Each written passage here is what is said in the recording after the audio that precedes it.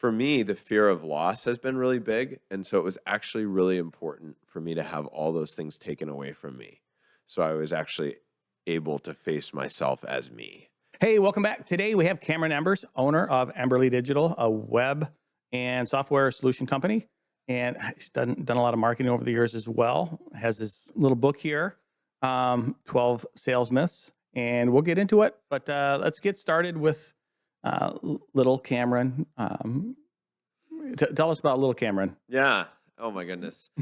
So day one of kindergarten, my kindergarten teacher. So I was homeschooled for most of my childhood, but I went to kindergarten and I went to part of third grade at a public school. Day one of kindergarten, my kindergarten teacher, Mrs. Johnston, nicknamed me the absent-minded professor. And that has been, a moniker that has described me for my entire life. I have been, somebody who's just very interested in projects, very interested in like learning about stuff. I was just overwhelmed with the joy of learning from a very young age. Yeah. I went through a lot of like what I wanted to be as a kid. I wanted to be, there was a brief time where I wanted to be a firefighter. I wanted to be an artist for most of my, childhood.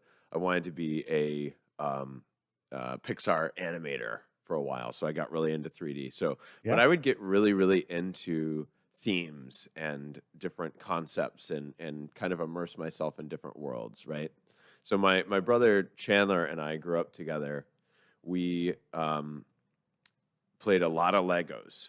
So this is where kind of the theming comes in. So we had bunk beds, and we would alternate who slept on the bottom bunk and who slept on the top bunk. Good solution. Yeah. We fought over that. Yeah.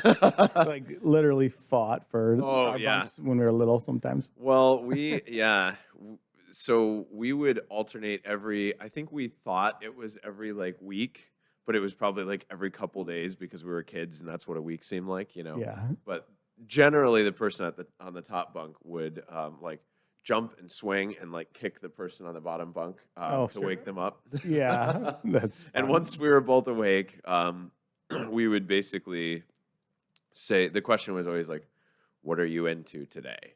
And the other one would say, oh, firefighters or like castles or spacemen or the Arctic or whatever. And we would jump into our Lego buckets and we would build and build and build. And, that was what we would do. So we would theme our days. Mm-hmm.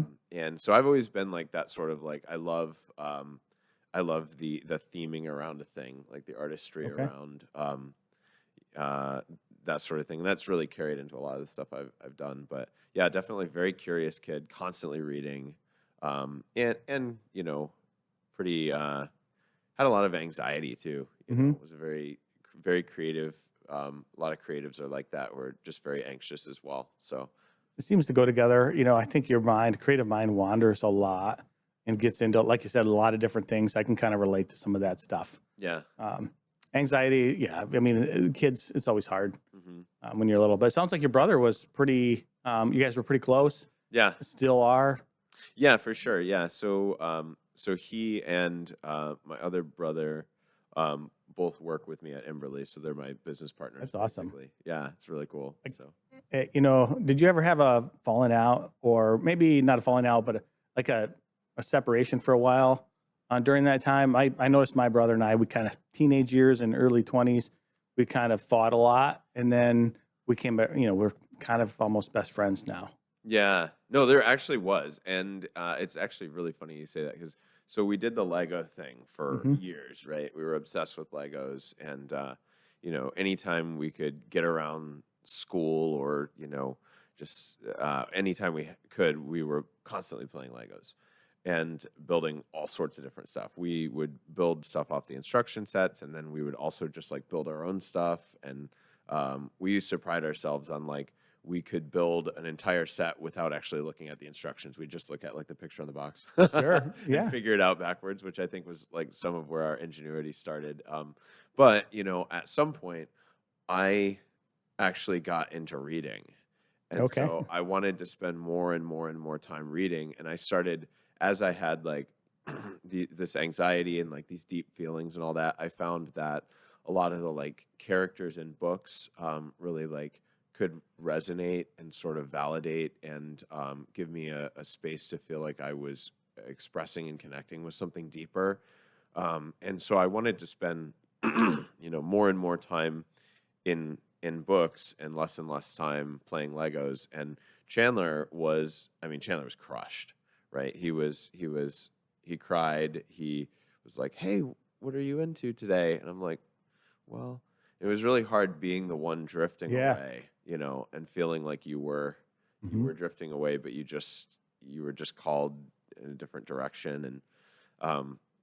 And so it was the sort of thing where he was very dependent on me at that time. And I would, even if I went to the store with my parents or something like that, he would cry and cry and cry if he wasn't with me. And then a couple of years later, he said, he kind of got over it and got some of his own hobbies going and stuff like that. And I asked him if he was going to be okay if I went to, I don't know, somebody was having some event or something. I asked him if he was going to be okay if I went, and he said, "It's okay. You're not my oxygen tank anymore." And I was That's like, great. wow. Yeah. So we did have that, and all of us have had natural like ebbs and flows in our Yeah. relationship over the years. So yeah. It's part of growing up, a little bit of a rite of passage. And I just always find it interesting, those relationships over Yeah. time with family, especially with close brothers, just because that's where I can relate the most. Yeah. What was your experience? We fought a lot as kids. I was the older brother. He was the, kind of typical middle child, if you will. Yep. He got in a lot more trouble. I was the good kid most of the time. Yeah. But we were wired differently. We looked a lot like mom would dress us alike when we were little. And we would play Dukes of Hazzard with the Matchbox cars, on the bunk bed with you'd be jumping the little blankets and stuff. Good stuff as kids. But then we kind of fell apart for a while. I went to college. He went to work. And, but a few years later, we both grew up a little bit more. I had moved away, moved back, and we're great now. We're still wired very differently, but it's a lot of fun to hang out, and we appreciate each other's skill sets and personalities. So, what are some of the ways you're wired differently? He's very much a go do, break things, you just get it done, don't think about it. I'm much more of a thinker, more creative in that sense. He was just typically. He was very much hands-on. He's a builder. He's a contractor. Yeah. So everything he does with his hands. And he can just fix it. Like if I screw it up, I can just fix it. Right. And I tend to think a lot about different angles, different approaches of stuff. So I think that was part of it. I was really social back in the day too. So he was in a different way. I took this. One of the lessons I learned from him early on is we lived on a lake. We didn't have any money, didn't really have a boat. But he would go on a weekend down to talk to people and ask them if he could get a boat ride or they'd take him skiing. Total strangers from the city that came up. And I was like, I was much more introverted back then, as a kid. But I learned that from him. And over time, over life, it's like really, I've kind of flipped. And that's like one of the biggest lessons I took from him. But yeah, that's mainly where I'm much more of the think and figure it out, the paperwork. And I hate paperwork too, but I like this overall strategy and stuff. Right. And that's cool. So, and we've both kind of come together, but we've both grown out of our initial circles. But yeah, how does that work out? It's not used to talking about me a lot on here. So let's get into the next stage, I guess. So did you go to college? Did you self-educate? How did you decide to get into whatever the next level was for you in life? Yeah. So growing up homeschooled was definitely you learn how to do a lot of stuff self-sufficiently, So my parents, very much just kind of gave me books. To their credit, they really read to me a lot and instilled a love of reading. And so I think like any gaps in their any gaps in sort of their process of raising me, I was sort of able to cover by going and finding a book that Yeah. Mhm. could help me in that area, and then eventually finding people through sort of understanding concepts and that I read about that I could then use to network and meet people and all that. So huge reader, and I growing up was very project oriented the same way I am now. I would skip birthday parties that everybody else in the neighborhood was going to and was so excited about because I was like working on like a drawing or a painting or something that I was like, nah, I'm really excited about this. Yeah. So I was always very like project oriented, and so my childhood of definitely being very like self-sufficient, and also at some point my parents were like, man, this math is like beyond us, here's the book. And then they would have me teach my younger siblings as well. So I'm the oldest of 8, right? Okay. So Yeah. I ended up teaching a lot of them how to read, teaching a Mhm. lot of them how to write. I ended up teaching a lot of math. So I just did a lot of that, and I have found that when you teach something, you actually understand it way better. And so, because you have to engage with it, a different part of your brain opens up, and so I did a lot of that, and I think all of that was like preparing me for what I do now. Um, I also like sort of learned that you could do things that weren't. We just want to take a quick break to thank our sponsor, the Palmer Group.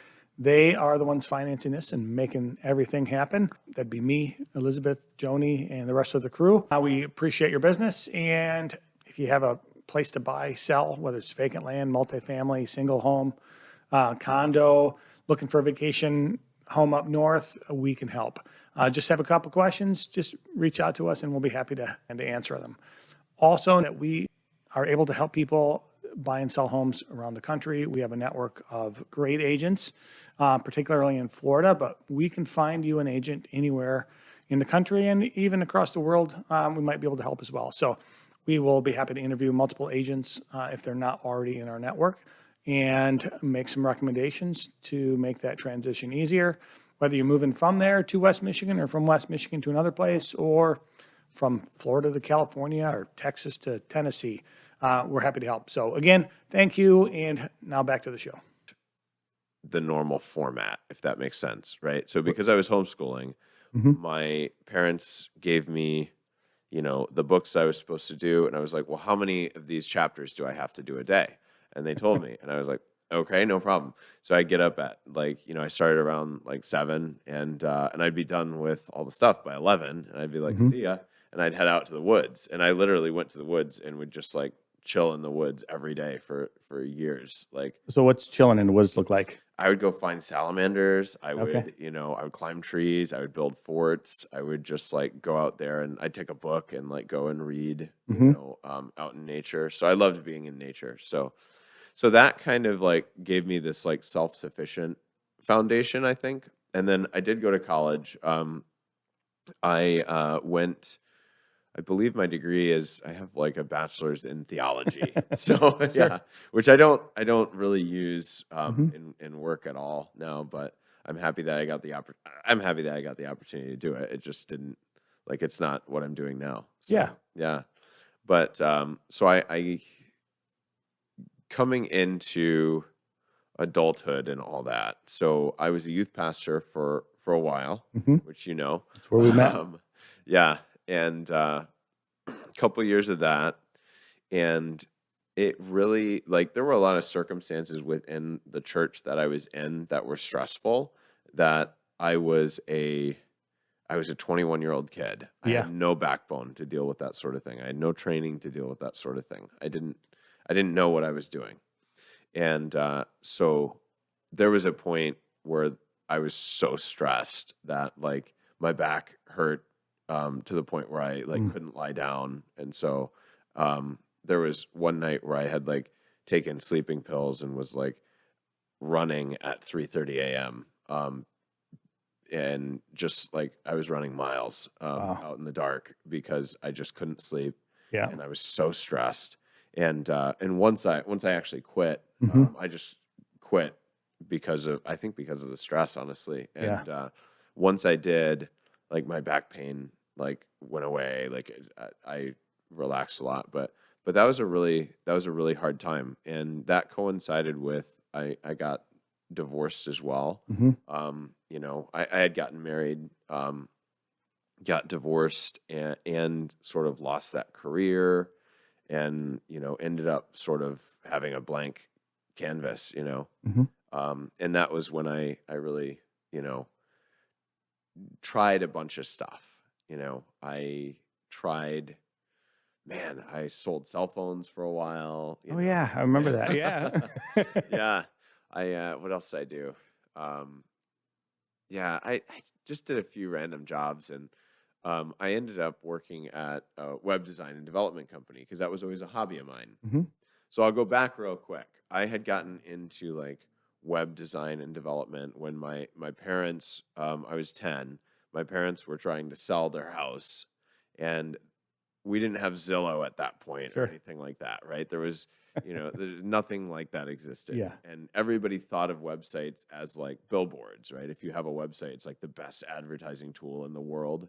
It's not that way now. No. But people thought of it that way. Different. Yeah. So they were like, we need to sell our house. You should build us a website. I was like, I could probably do that. So I did what I always did. I went to the library. I got every single book they had on web design and development. I read them all cover to cover. Never built that website. Yeah. They sold their house a different way. But I got hooked into like coding was so fascinating. And it was so interesting to be able to put stuff, you know, up that worked and existed. Yeah. And yeah, it was really, really cool. So that was how I initially got into it. So 4 years later, I'm 14 years old. My mom met the owner of some bread company that didn't have a website. And she was like, you got to build them a website. So I quoted them the highest price I could think of, which was $200. and yeah, I was like, okay, I can make this work. So I, you know, didn't know even how to build an e-commerce site or whatever. So I had to learn different kinds of programming and all that sort of thing. And Yeah. and I mean, yeah, they paid me the $200.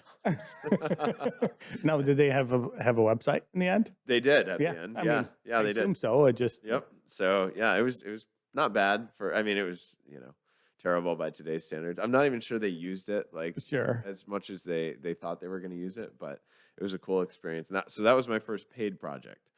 So I did side website projects all the way up into, you know, my mid 20s and all that, you know, or my early 20s. After I got out of being a youth pastor, I ended up working at a web design and development company. I was there for a couple of years. I became like the director of their development department. I was doing everything, absolutely everything. I was, you know, meeting with clients to determine their initial needs. I was, you know, designing logos and designing web pages, and I would make the plans for the development. I wrote a lot of the code. I was doing the review meetings with clients. I was making I was doing everything.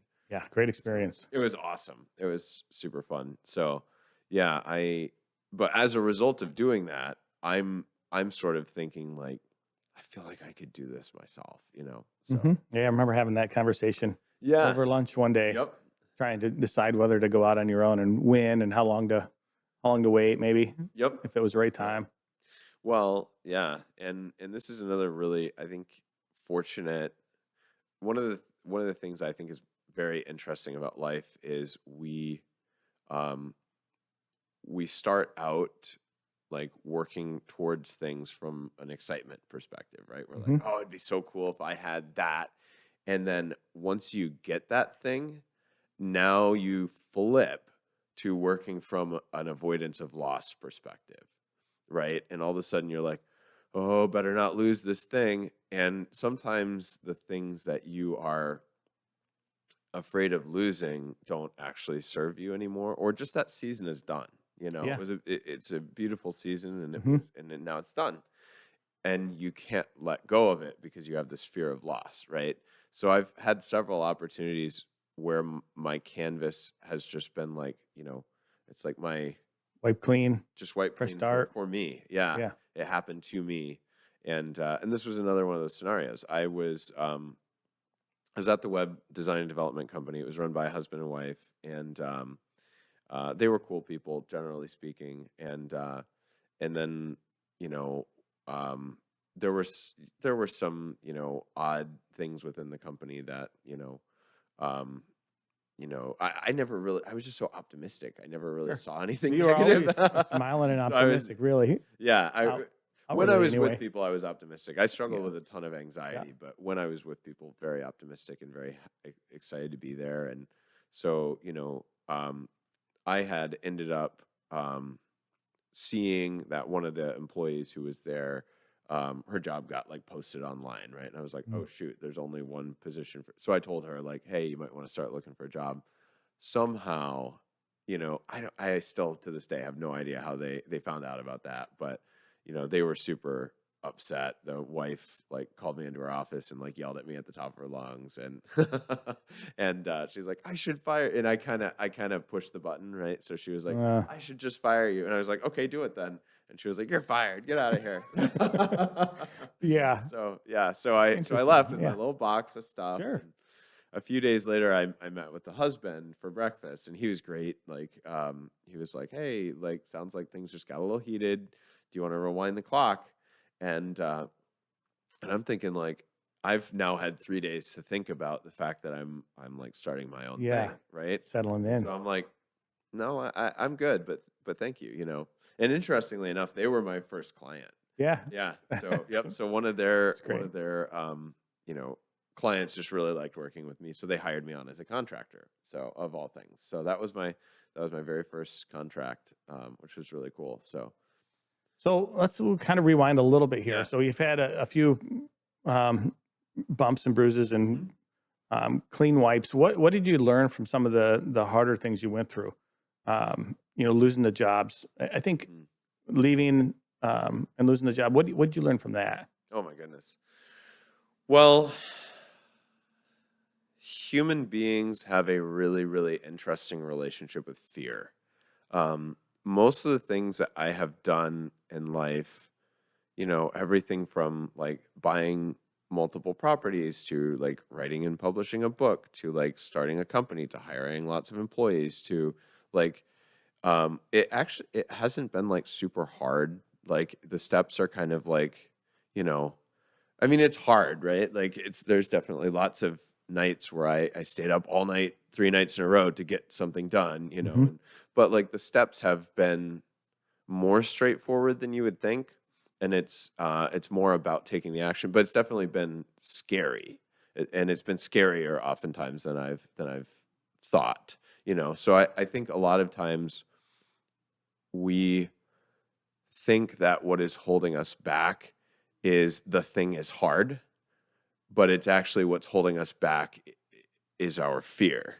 And so I have had this really interesting relationship with fear and anxiety and all that my whole life. Mhm. And I think confronting that has been really, really important for me. For me, the fear of loss has been really big. And so it was actually really important for me to have all those things taken away from me.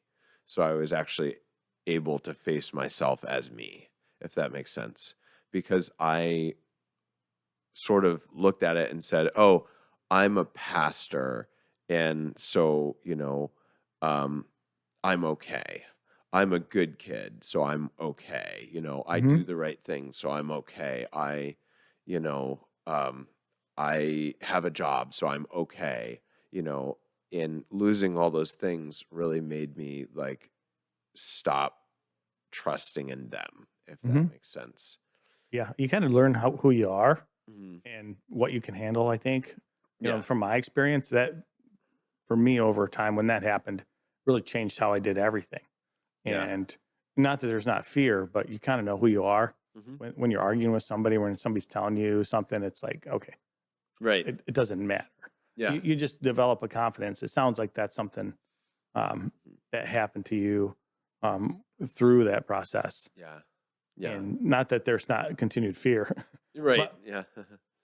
so how did you work through that? Like when you had that time with yourself and when you lost it all, like what was the self-talk like at that point? How'd you work through that? Or was there a mentor, or did you have people? How'd you kind of work through it?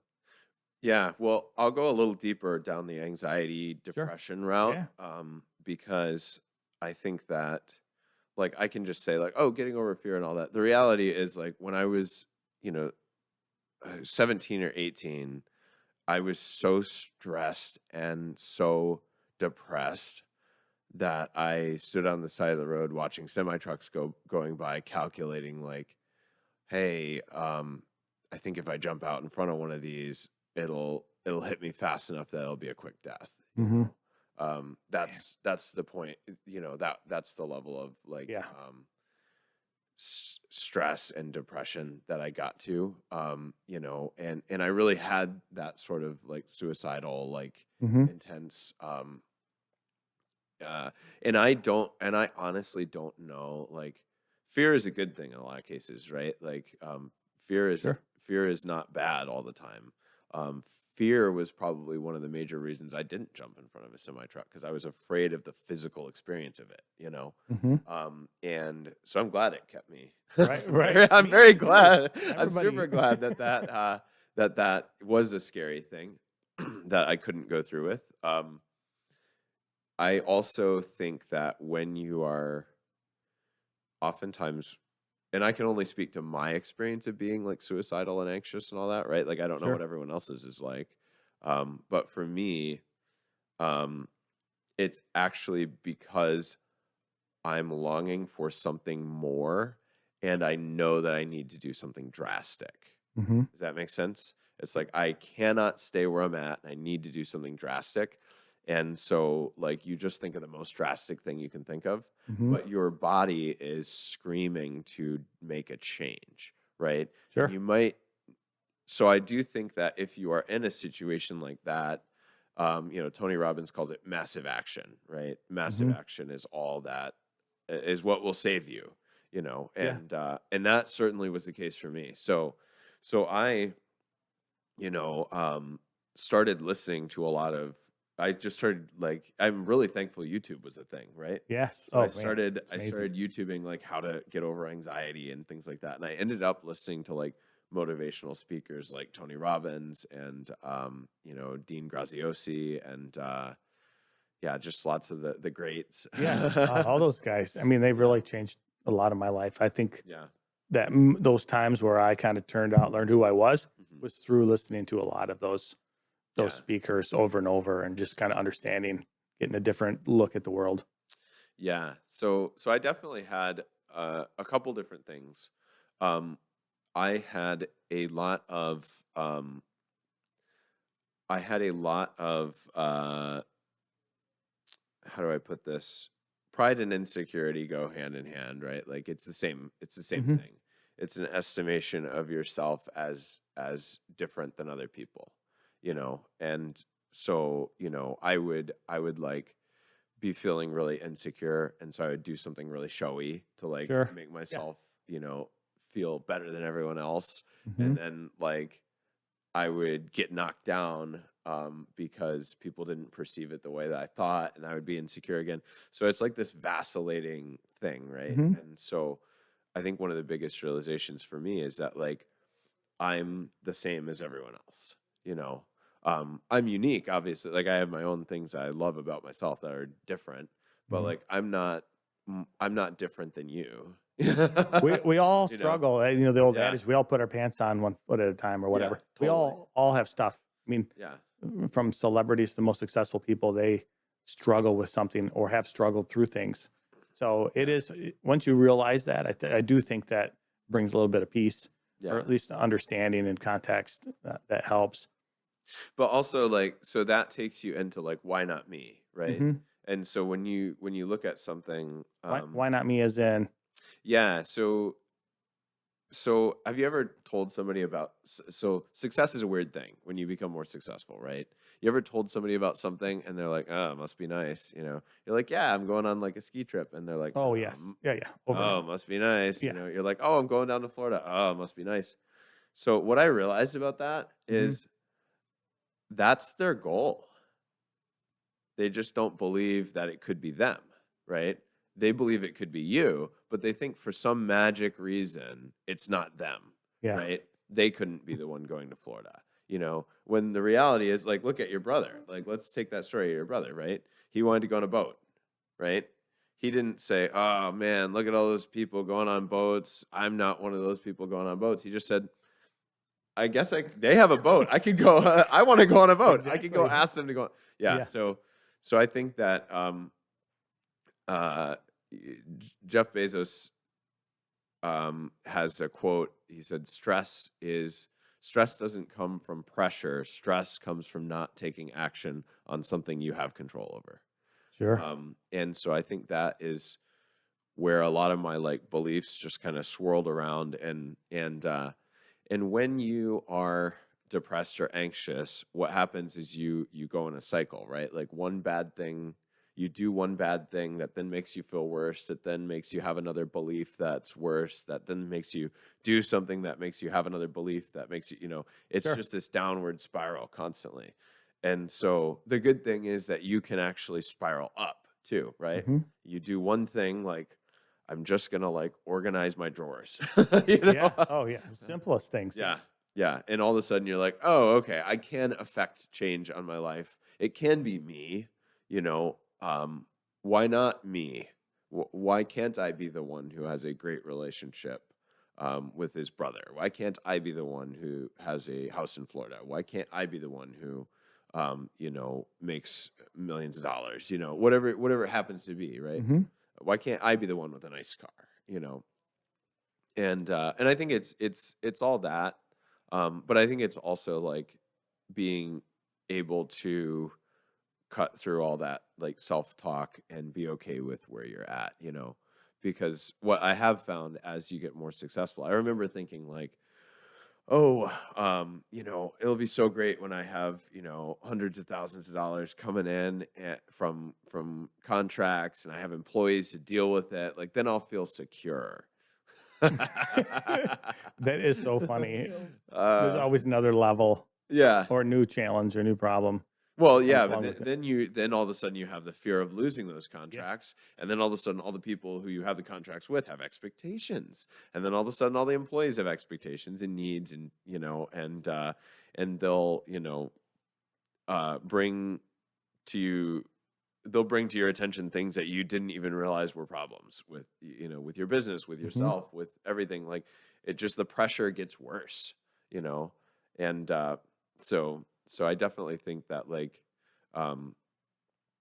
there's something about like learning to be still with yourself and like, just be okay, you know, in the midst of whatever's going on. You know, you have to be able to not have it dependent on your circumstances. So what have you found from a practical, tactical side works for you?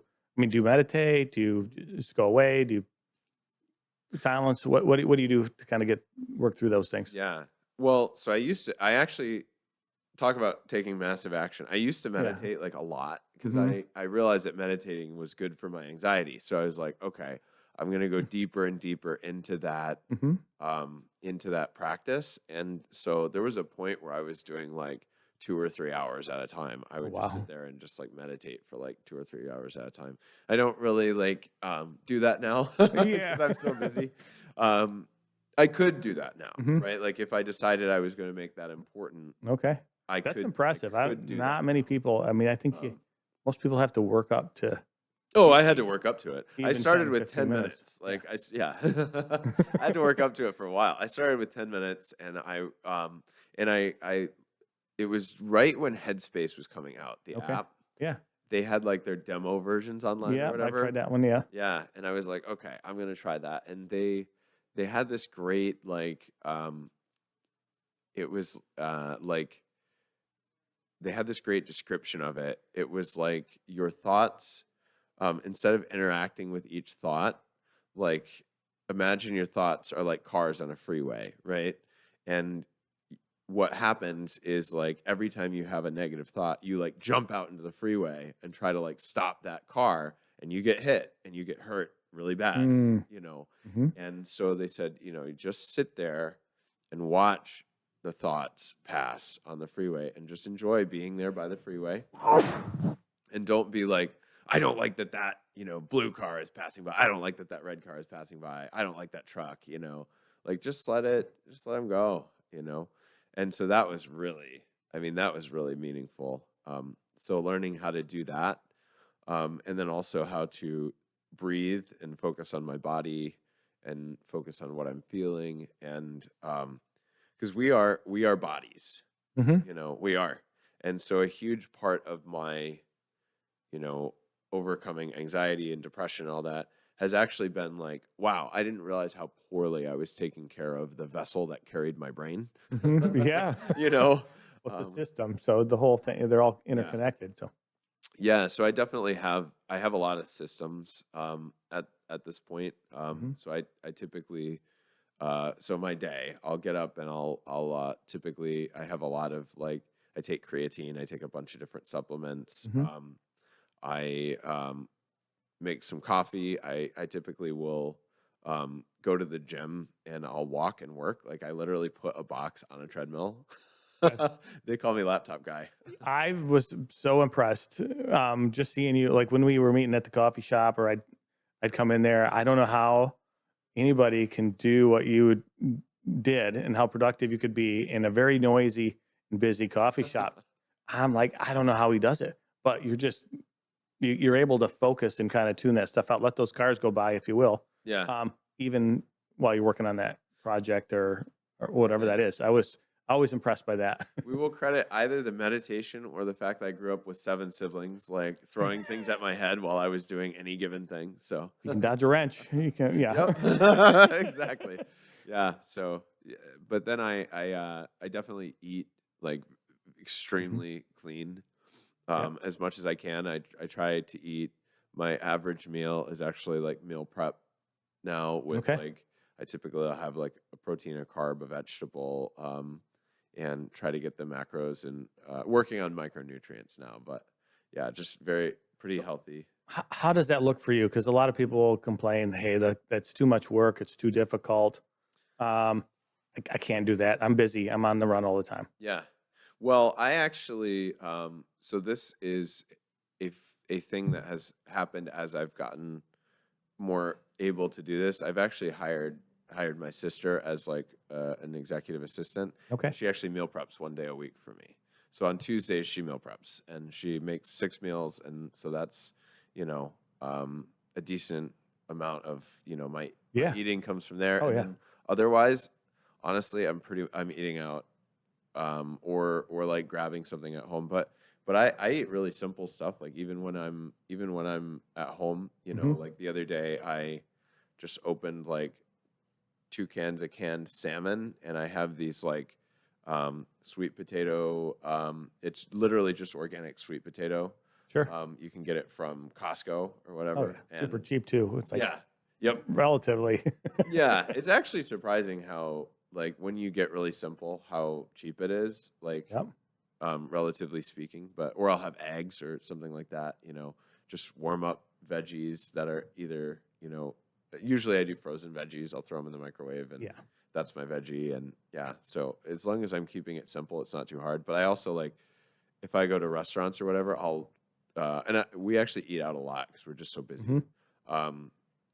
I'll like look at the menu ahead of time, and my wife now knows like what I will eat and what I won't eat. Yeah. So she'll like look at a menu and be like, "Oh, good, they have like a harvest grains bowl," you know, and she'll you know plan our restaurants around that a little bit now because she knows that I'm just not going to eat like burgers burgers. Burgers a little bit of a misconception because it's actually like it's meat, right? And you know, depending on it gets kind of hammered as like a bad for you classic American diet food. And obviously, like your McDonald's burgers and stuff like that. Sure. But like if you make a burger at home with like healthy bread or whatever, take some like Dave's Killer bread or whatever, and some like organic ketchup or whatever, and a burger and all that. That's a pretty healthy thing to eat, actually. Yeah. So- Dave's Killer Bread. I haven't heard that one before. Oh, I've yeah, never yeah. seen that. Yeah. Do you use I So don't eat much bread, so have you seen the Yucca app? Yuka. no. Okay, so a few siblings made it. Okay. They will not accept sponsorship from any food company at all, ever. You pay what you want for the app, and they rate different foods based on research. So they give it a health score. Okay. And they tell you exactly why. So I use that. So I try to eat things that have like above a 70% on the Yucca app. It's a great It's way just to look at it. easy. Yeah, it's Keep just it easy. general.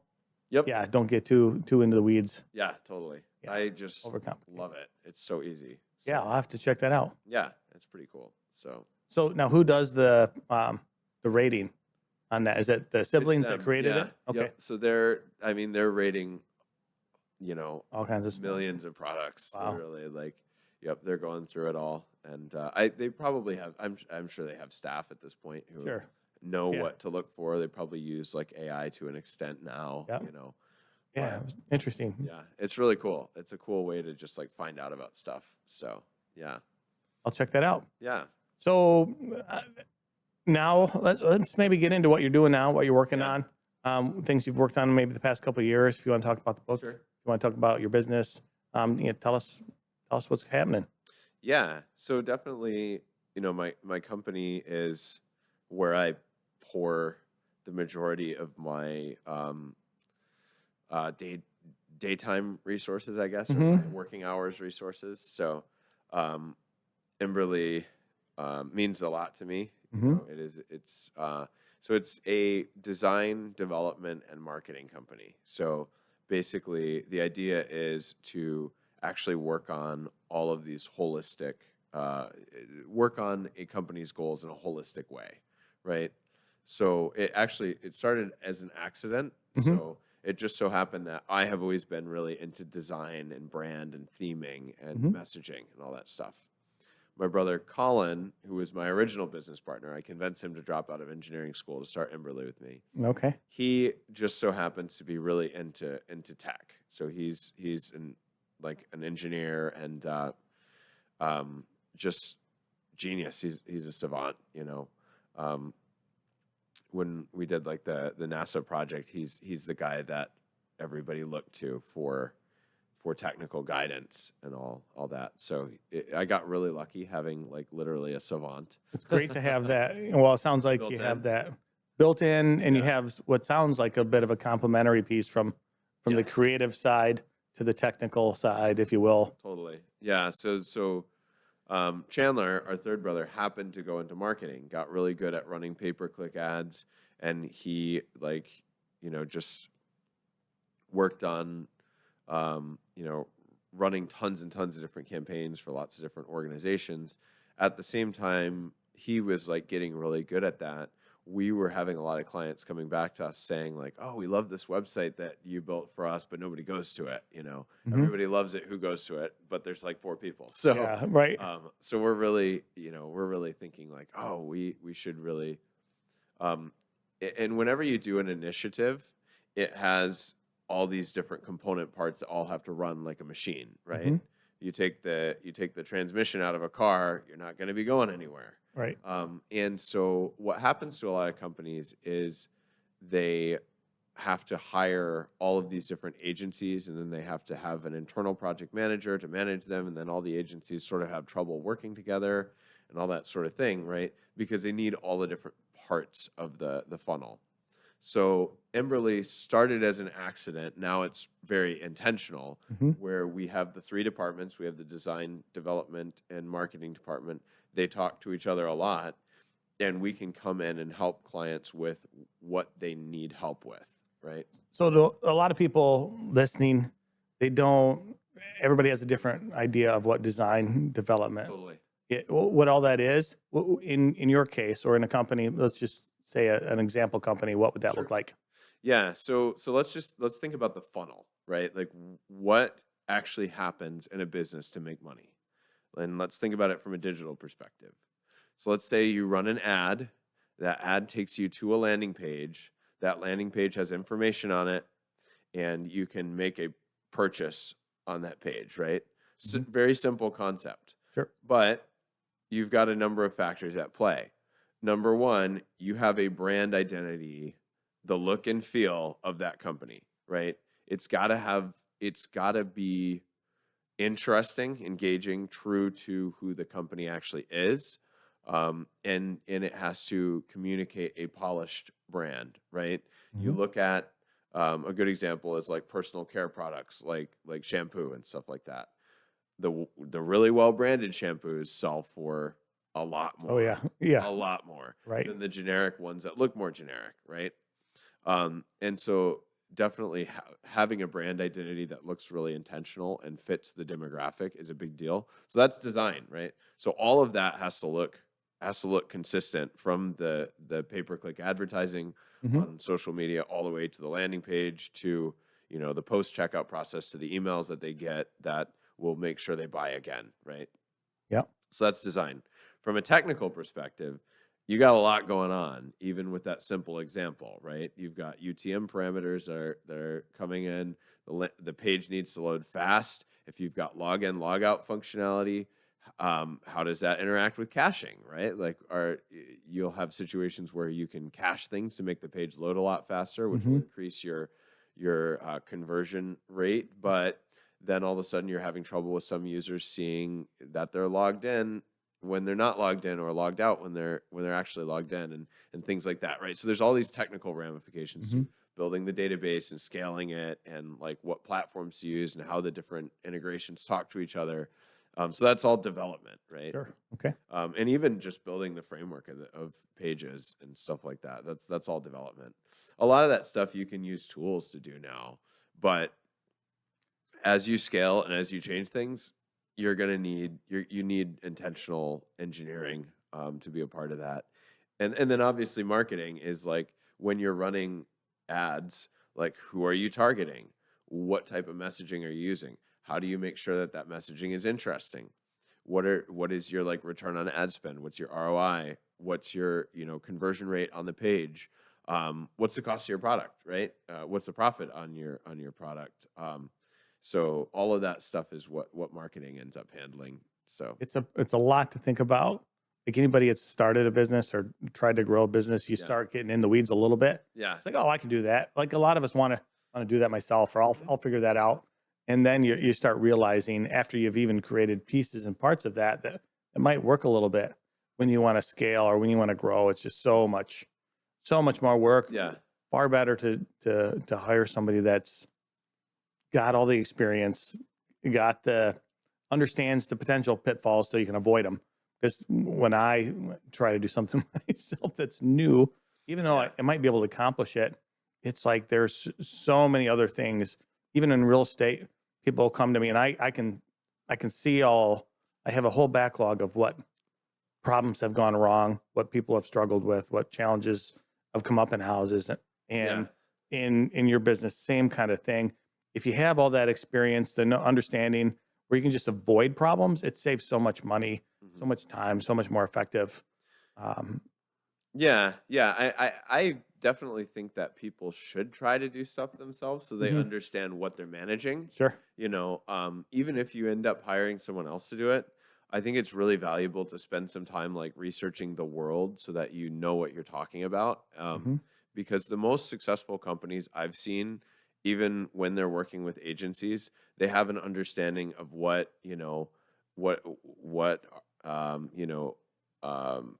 conversion rate is, how Google Analytics works. They just at least have a base level understanding of all the pieces, so they know how to ask the questions. They know how to manage the metrics. They know how to tell when there's success.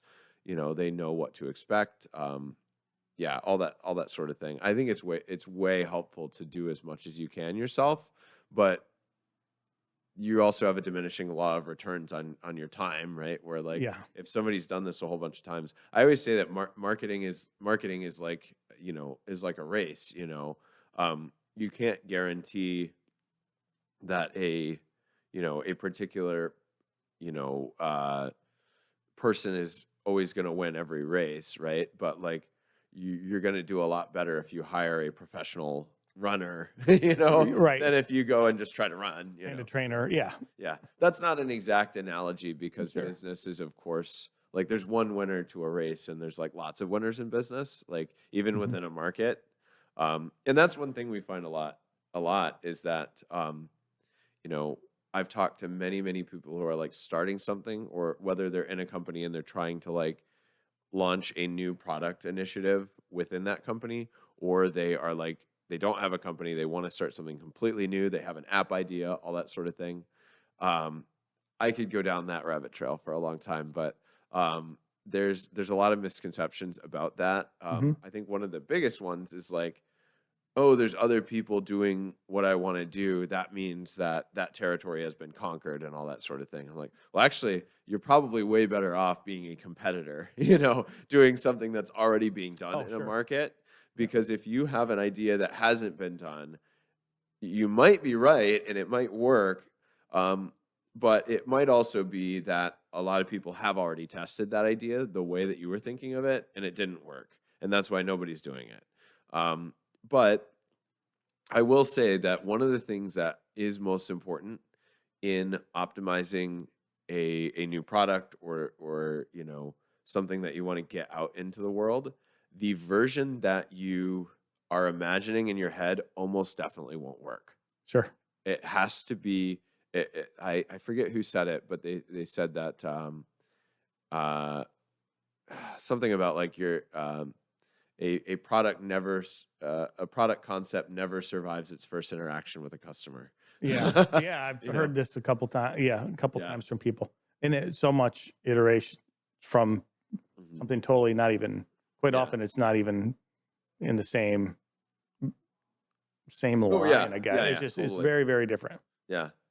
Yeah. And so I think the most important thing to be doing is I always talk about like in tech, we have TTL, time to live, which is normally like a DNS thing. But I like to talk about like if you're trying to succeed at something, lower your time to live as much as possible, right? And what a lot of people will do is they try to increase their development time, right? So they say like, okay, I'm going to work on this longer before I put it live. Oh, sure. Right? And I'm going to have a long, development time and a low TTL, or sorry, and a high TTL. And basically the idea is really to like shorten your time to live as much as possible and then iterate as much as you can on the development time, because it just, you don't know that the stuff you're building is going to be useful to a real customer anyway. So get the most MVP version you can out there as fast as you can, let it get knocked around, and then bring it back and do version 1.1. So MVP, minimum viable product. Yeah. This theme has come up so many times. This is what I struggle with in life. Yeah. It's like, hey, the longer you put that thinking and thought process, the more other things come in. Yeah. It's like you get the most work done the day before vacation because you've got a short amount of time. Yes. I think Elon Musk does a great job of this. Like he takes stuff and just compresses it. Yep. And it's forced action and focus. It's sort of forces that focus. Yeah. Even with the podcast, I've done a lot of things.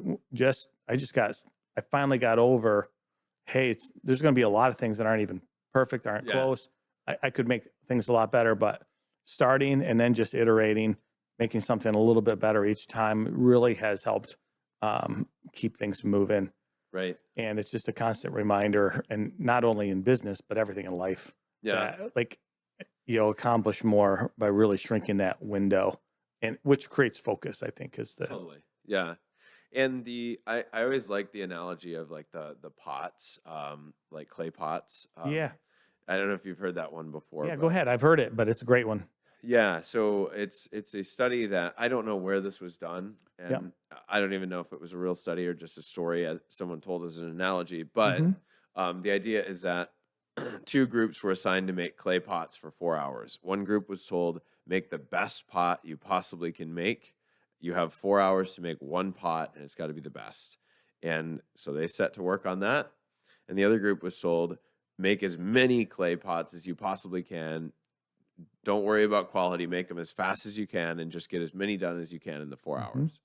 And so you would think, okay, well, the group that, worked harder and spent more time on their pots is the group that, would have the best quality.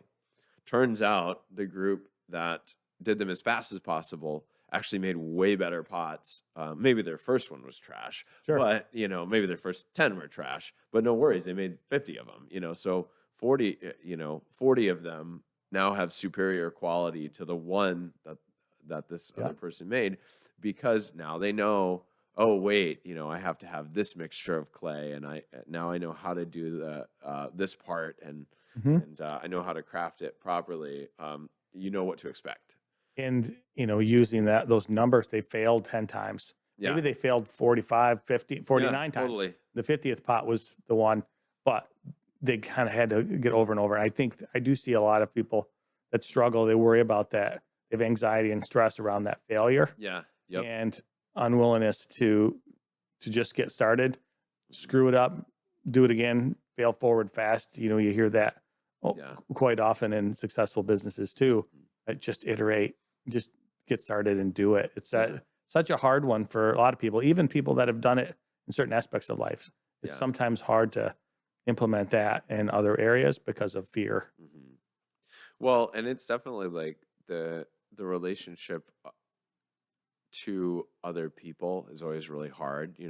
I've talked to a bunch of people, and there's people who feel like everybody sees them when they're in their car, and there's people who feel like nobody sees them when they're in their car. Right. So some people are like, when you look around and see what they're doing. Yeah. Yeah. Some people feel like they're in like a bubble, and everybody's like looking at them, and other people feel like nobody can see them, and they're just like picking their nose and like, singing at the top of their lungs. Singing, but I think like it doesn't really matter whether. Because sometimes people look and watch every move you make and criticize you the whole way, and sometimes people won't. Like sometimes nobody will notice anything you're doing until it's really far, through the paces. They may not even notice what you're doing until it's really successful, no matter how loud you are about it.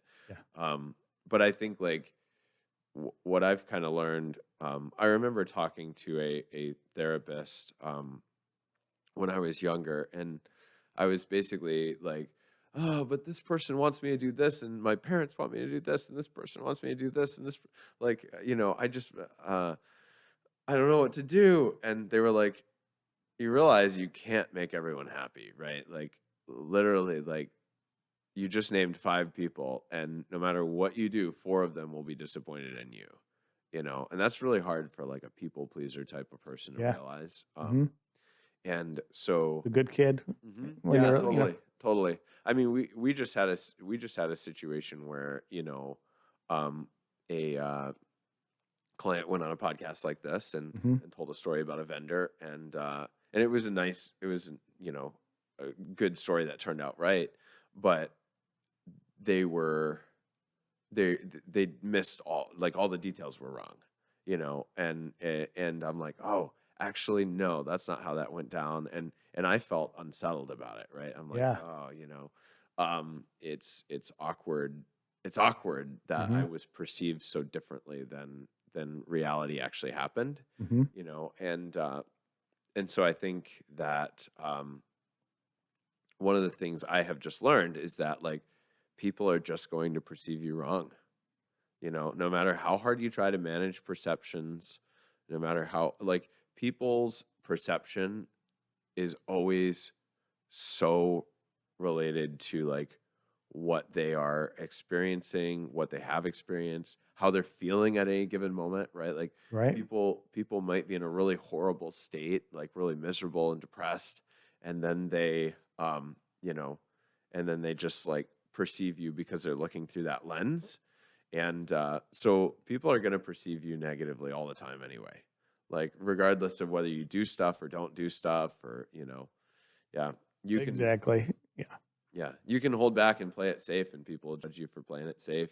You can get out there and do it, and people judge you for doing it wrong. you know, Or even trying. yeah, or even trying. Yeah. So Yeah, the man in the arena quote is one of my favorites for that. Yes. It's like, hey, just I give credit to people who get out there and get after it. mhm. Yeah, for sure. So in a situation like that, you had an awkward moment. Like, how did you handle that? Did you address it, or did you just let the car go by? No, I just let the car go by. Okay, Yeah, perfect. that's not. I mean, it's not worth calling out something like that. That doesn't really affect me, you know. Yeah. So, I mean, obviously, we'll try to do everything we like. We always try to do. It's very hard being in an agency is a weird thing to run, Mm-hmm. right? Because you're like sort of like a people pleasing company. You know Yeah. what I mean? Like I've always struggled with being a people pleaser my whole life, so I founded a people pleasing company. Yeah. Right. And No so more stress or anxiety. yeah, right, exactly. Yeah, so every individual organization, not only do they have their goals and they have their goals and what they want to accomplish and all that, they have differing goals within the organization, right? So you'll have different people in the C-suite and different people who are, making decisions who have all these different competing goals and priorities, and they all have different states. Like all of them will be having a positive day and a negative day and, Oh, yeah. and all that. And so then as an agency, your reality is you want to help all of them, achieve their goals, Mm-hmm. but then you also want to achieve your own goals. And it can be this, like, you have this dual goal all the time, of whatever the client's goal happens to be, and also your own goals of hitting your own metrics and growing and all that sort of thing. So agencies are really weird. And I really like doing it because I think you get to, for me, I think one of the most rewarding things is when I can help someone get clarity on something in minutes Mm-hmm. that I know they have been like wrestling over for a long time. And I'm like, nope, we're going to do it this way. This is the solve. We'll have it done tomorrow. Like, it's incredible. But also, like, a lot of times they are trying to overcome fear, right? So we talk about sales, right? Mm-hmm. In this book, it's called Selling to Smart People with Integrity, right? So 12 Sales Myths. Mm-hmm. By the way, I'm so impressed that you had a copy of that sitting here when I got here. Got to do a little work, That's amazing. Yeah. So obviously, like, everyone's encountered the sleazy sales guy, right? Like, who just wants to sell you the thing, whether you want it or need it or not. And that's the key, right? It's all about whether the person wants it, needs it. But what I have thought of as I've done sales, so I have been up to this point, and we're now hiring more salespeople, but I've been the sole salesperson for the company, pretty much. I mean, other people in the company function as a sales role from time to time, but it's pretty much me. Mm-hmm. The way I have been thinking about it is my job is basically to form a positive relationship with a person where they know that they are in a safe spot to ask their question, and I will give them an honest answer. Right. So now we have a safe place that they can go for their question about this thing or whatever they're trying to solve. And then I am either going to redirect them and say, okay, you're looking for the wrong thing. You actually need this. We don't provide that. Let me try to see if I can get you a resource for that. So redirect or get it to be a no, right? Or like, you think you need SEO, and that's actually probably not going to work very well for you given your industry. Shut that conversation down. I recommend you just don't do that. So get it to a no or a redirection as fast as possible so I don't waste their time, right? Or secondarily, if we do have something that's a good fit for them, my goal is to help them overcome their fear, right? Of why not get started on it right now, And sometimes you need to get started on it later, right? Like sometimes it's like, actually, this is not the stage where you should build an app. You should build an app later on. But yeah, help them overcome their fear as fast as possible. And then the only goal after that is, once we have secured the contract or whatever, I want to guarantee that we were the best people they could possibly have picked by every possible metric. So that's where you work your ass off to make sure that every single thing you bring to the table is incredible and that they get the best above and beyond experience they possibly can get.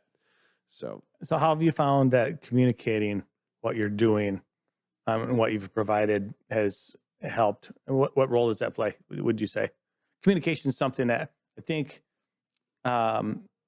it's the root of most problems, whether it's interpersonal relationships, businesses, so many things. Communication is kind of a necessary link. yeah, And I think a lot can live or die on that. Like the customer's experience often is related to communication and even understanding what you've done for them. yeah, for sure.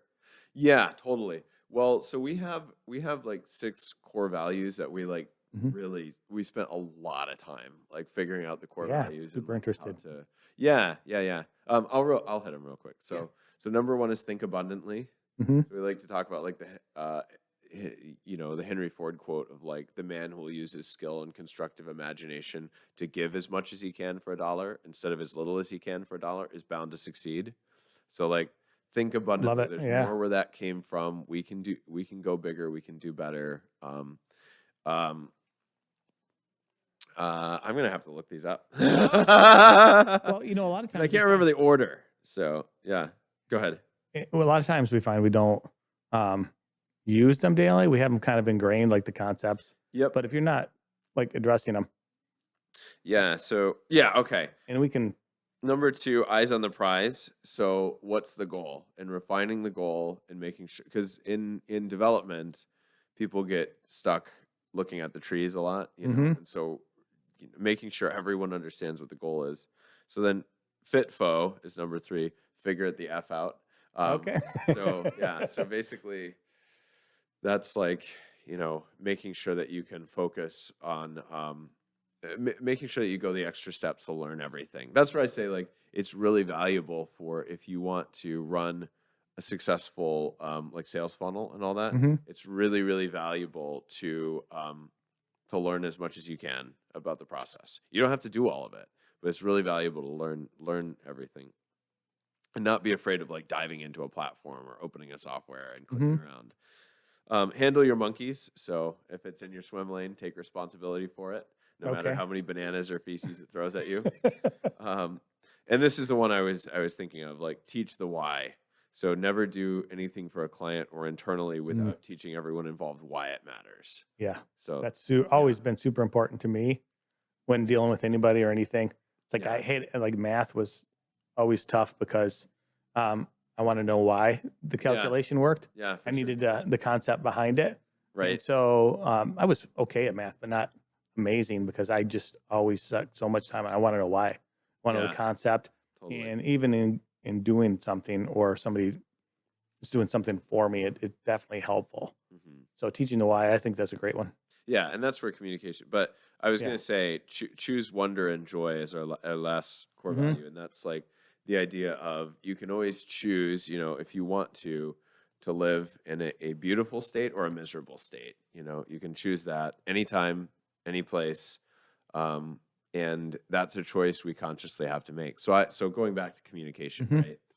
So it is my responsibility when I talk to a client to be in a beautiful, empowered, abundant state before I begin that conversation, because the level of resourcefulness and decisiveness and honesty is big if you don't have an abundant mindset, right? Because you're going to start going scarcity mindset and you're going to try to close a sale that they don't need. Oh, sure. Right.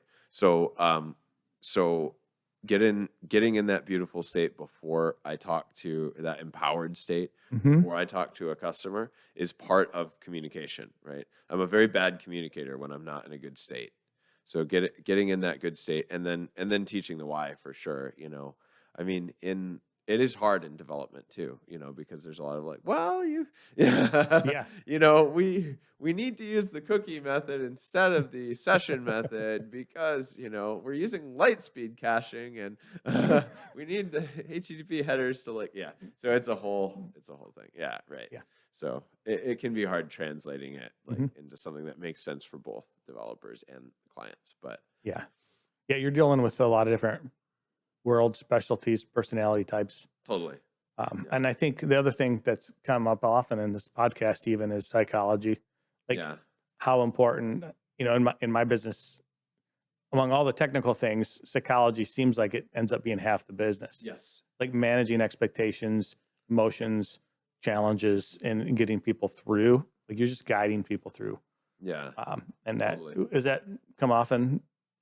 Totally. Yeah. Yeah. Well, Tony Robbins has been a hugely influential figure in my life for my whole life. Well, as long as I've known about him, but Yeah. he talks about how any business is 80%, what is 80% state or, and 20% mechanics, right? So, Change your state, change your. yep. Change your state, change your story or whatever. Yeah. Well, he talks about what I find really interesting. I think he goes over so fast that people don't realize how profound it is. He talks about like state, story, strategy. And so like most people start with the strategy. They're like, oh, how am I going to do this? Right. And as soon as that happens, well, first off, if I'm strategizing out of an abundant, excited state, I have a totally different range of options to work from. I make way better decisions, all that stuff, right? Absolutely. And then if you don't have a good story, then you're not going to be able to carry yourself through the difficult times that make you want to quit, So I think it's really important to get your state in a good place, and then get your story of like, why do we want this? Why is this way? And then you can have a strategy is really important. It can save you a decade. It can save you millions of dollars. But it'll never touch what a good state and a good story can do, because you'll figure it out. You'll find another strategy. You'll find a different strategy. You'll switch strategies as long as you have a good state and a good story. Oh, I agree. And that's self-talk and personal talk and just your outlook. Yeah. Like you can grind through and outwork a lot of problems, Yeah. even without a different strategy. Totally. Yeah, totally. So this has been awesome. Anything you'd like to kind of cover before we wrap up? Any advice you'd want to give? What maybe this would be a good one. Somebody trying to start a new business, Sure. or side hustle or something, kind of like you did. You've been through a lot of things. What kind of advice would you give them? Yeah. So if someone's trying to start something new, so I would say be patient with results and impatient with action. So basically, if you want to, first off, you don't have to figure out exactly what you want to do, right? Because chances are good that it's going to iterate into a version as you encounter customers. It's going to iterate into a version that's not going to be the same as it was at the beginning anyway. So, you don't have to worry about like, ooh, what if I start it this way and then it isn't the way I want it? Like, and then I'm stuck in it. You can always change and pivot and stuff like that, especially as you have more momentum. But the number one thing is to get momentum, and you will have to take way bigger action than you think you have to take, right? Like, so when I started out, I had been dabbling with, starting my company and dabbling. And then as soon as I got fired, right, I had the time to really dedicate to it. And so I started working. I was having a really hard time with motivation. So I started working 5 hours a day on it, 5 hours a day. Yeah. Now that's hilarious to me now. I'm like 5 hours. But it was hard when I didn't know what I was supposed to be working on, no one had a list for me or anything. Yeah. So I just started like looking at what other companies had. And I said, well, I want to start a web development company. I need a logo, so I'll work on designing that today. I need a website of my own, so I guess I'll do that. I need to do some networking, so I guess I'll make some phone calls, But I would say like the faster you can take some of those next steps, the better. And you have to write it down somewhere, work on it every day. It has to be something that you work on every day. And the more you can involve other people in it as a means of keeping you accountable, the better, right? Like, you say, hey, let's meet up and let's do some networking together. Let's go to this networking group together. Let's, whatever it happens to be, you got to create that external accountability for yourself, because at some point it starts pulling you, right? Yeah. So for instance, today I have stuff that I know I have to do, like a lot of it. And Yeah. And I appreciate you coming on. oh yeah. I mean, but I'm not like pushing to try to think of things to do or figure out what the next thing is, right? Like, Yeah. I just got to get in there and like fulfill the obligations I know people are going to ask about. So it'll start pulling you as you get more momentum, but you've just got to get momentum really fast. And I think also just being willing to pay the price. The price is going to be higher than you think. A lot of people are like, oh, well, I'll start this thing on the side and I'll work on it a little bit here and there. And then if it takes off, like, no, you're going to have to hit it hard enough times that it does take off, because it has no choice. Yeah. There's no magic. And that's been one of I think the biggest things for me is just like recognizing that there's no magic in any of this. It's all magic. It's all a miracle in many senses, right? But there's no special magic sauce that makes one thing explode and be really successful and other things stay small. It's just, it's just effort over time by people who are dedicated to it and who keep optimizing and pivoting. And I would say one of the things too is like modeling is so important. So like find someone who has done what you want to do, look at how they did it, and copy them as much as you can until you have done a bunch of successful ventures and stuff like that. Then you can start creating like new ventures out of thin air and all that sort of thing.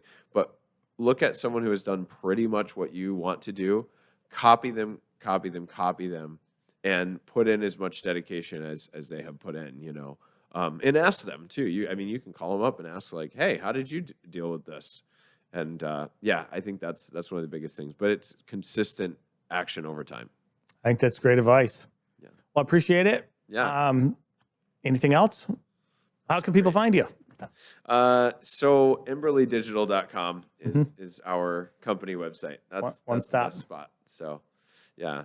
Yep. Otherwise CameronEmbers.com. So good deal. Well, I appreciate you coming on, and look forward to chatting with you again in the future. Thank you guys for joining us. Appreciate it. They tell me that I'm never gonna make it.